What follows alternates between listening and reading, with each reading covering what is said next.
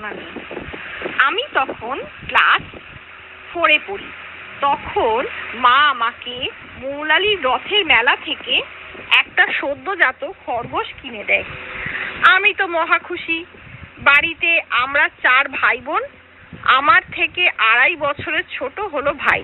ছোট্ট খরগোশটা আমার আর ভাইয়ের খেলার সঙ্গী হলেও খরগোশটির অভিভাবক হয়েছিল আমার মেজদি। সকাল থেকে ওকে টাইমে টাইমে খাওয়ানো, স্নান করানো, জ্বর হলে ডাক্তার দেখানো, সমস্তটাই তার। আবার একটা নামও রাখা হয়েছিল, রকি। আমাদেরই সঙ্গে রকি যেন একটু একটু করে বড় হচ্ছিল। সারাদিনে ওর বিভিন্ন কাজ থাকতো, যেমন ভোরবেলা ছাদে ঘোরা, টিফিনে চা বিস্কুট খাওয়া, দুপুরে নিরামিষ ভাত ডাল সবজি খাওয়া, বিকেলে দরজা কামড়ানো, আর রাতে আমাদের শোবার ঘরের খাটের তলায় রোল করে রাখা একটি গদির ওপর পা ছড়িয়ে কান দুটো খাড়া করে ঘুমানো।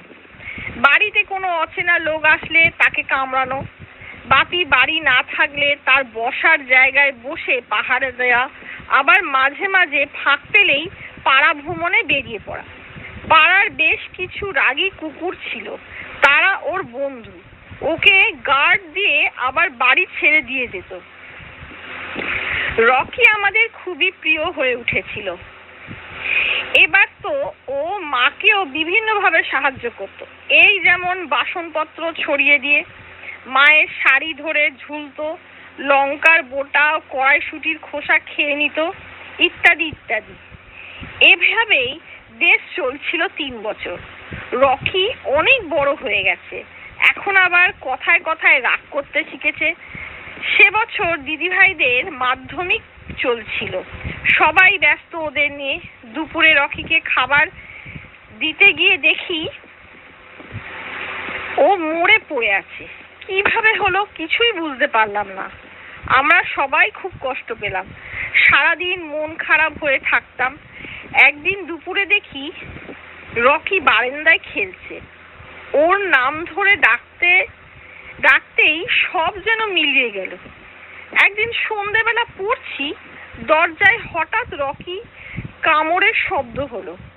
একদিন দেখি সকালবেলা বোধহয় রকি খাটের তলায় সেই রোল করা গদির ওপর ঘুমোচ্ছে অনেকক্ষণ ধরে। একদিন মাকে বললাম, মা বলল শুধু আমি নয়, সবাই রকিকে বিভিন্ন সময় দেখতে পায়। এটা আমাদের ভালো লাগতে শুরু করলো।